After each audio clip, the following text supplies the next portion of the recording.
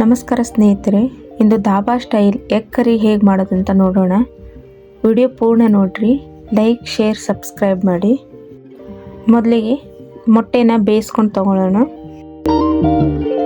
ಈಗ ಒಂದು ಪ್ಯಾನಿಗೆ ಆಯಿಲ್ ಹಾಕ್ಕೊಂಡು ಆಗಲೇ ಬೇಯಿಸಿಟ್ಟಿರೋಂಥ ಮೊಟ್ಟೆಯನ್ನು ಹಾಕ್ಕೊಳ್ಳೋಣ.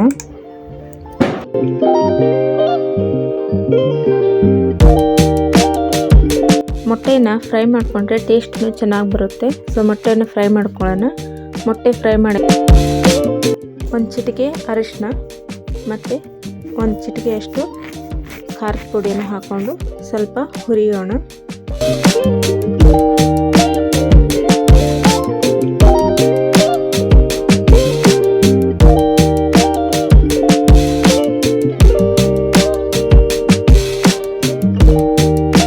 ಈಗ ಹುರಿದಿರೋಂಥ ಮೊಟ್ಟೆಯನ್ನು ಪಕ್ಕದಲ್ಲಿ ಎತ್ತಿಟ್ಕೊಳ್ಳೋಣ.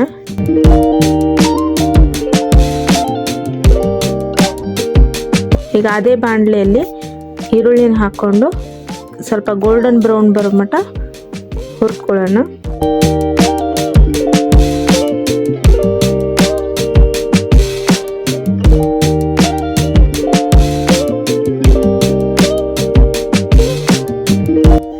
ಎರಡು ಮೆಣಸಿನ್ಕಾಯಿಯನ್ನು ಹಾಕೊಳ್ಳೋಣ.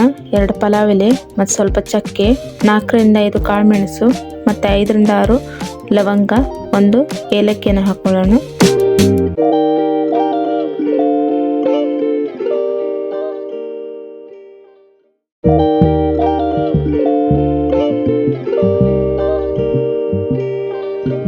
ಸ್ವಲ್ಪ ಶುಂಠಿ ಮತ್ತು ಬೆಳ್ಳುಳ್ಳಿ ಪೇಸ್ಟನ್ನು ಹಾಕೊಳ್ಳೋಣ. 2 ಹಸಿಮೆಣಸಿನ್ಕಾಯಿನ ಹಾಕೊಳ್ಳೋಣ ಕಟ್ ಮಾಡಿ. ಹಾಗೆ ಆಗಲೇ ಮಿಕ್ಸಿ ಮಾಡಿಟ್ಟಿರೋಂಥ 2 ಟೊಮೆಟೊನ ಹಾಕೊಳ್ಳೋಣ. ಈಗ ಟೊಮೆಟೊ ರಸ ಹಾಕಿದ ಮೇಲೆ ಸ್ವಲ್ಪ ಕೈ ಆಡಿಸ್ಕೊಳ್ಳೋಣ. 1 ಟೇಬಲ್ ಸ್ಪೂನಷ್ಟು ಜೀರಿಗೆ ಮತ್ತು 1 ಟೇಬಲ್ ಸ್ಪೂನಷ್ಟು ಕೊತ್ತಂಬರಿ ಪೌಡ್ರು ಮತ್ತು 1 ಟೇಬಲ್ ಸ್ಪೂನಷ್ಟು ಗರಂ ಮಸಾಲನ ಹಾಕೊಳ್ಳೋಣ.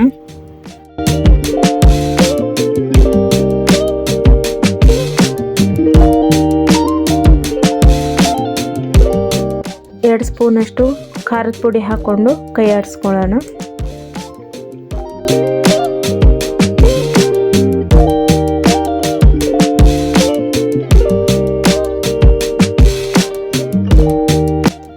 ಅರ್ಧ ಲೋಟದಷ್ಟು ನೀರು ಹಾಕೊಂಡ್ಮೇಲೆ ಕೈ ಆಡಿಸ್ಕೊಂಡು ಆಗಲೇ ಹುರಿದಿಟ್ಟಿರೋಂಥ ಮೊಟ್ಟೆಯನ್ನು ಸೇರಿಸ್ಕೊಳ್ಳೋಣ.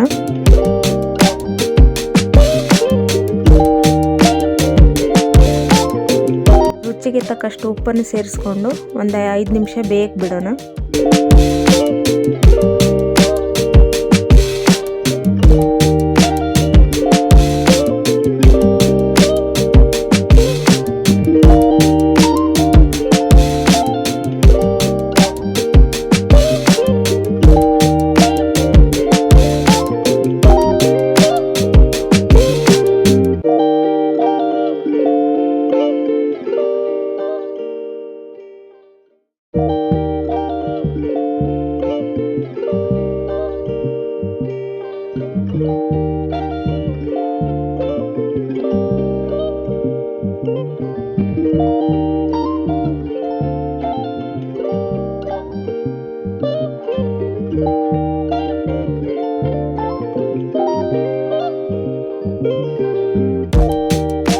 ಈಗ ಕರಿ ರೆಡಿಯಾಗಿ ಬಂತು. ಈಗ ಕೊತ್ತಂಬರಿನ ಹಾಕ್ಕೊಳ್ಳೋಣ. ಹಾಗೆ ಕಸೂರು ಮೇಥಿನ ಹಾಕ್ಕೊಂಡು 2 ನಿಮಿಷ ಕೈ ಆಡಿಸಿ 1 ನಿಮಿಷ ಬೇಯಕ್ಕಿಡೋಣ.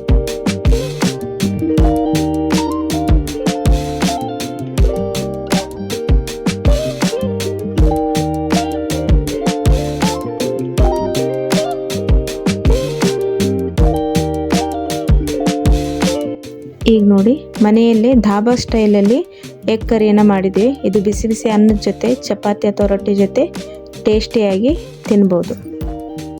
ಈಗ ನೋಡಿ, ಮನೆಯಲ್ಲೇ ಧಾಬಾ ಸ್ಟೈಲಲ್ಲಿ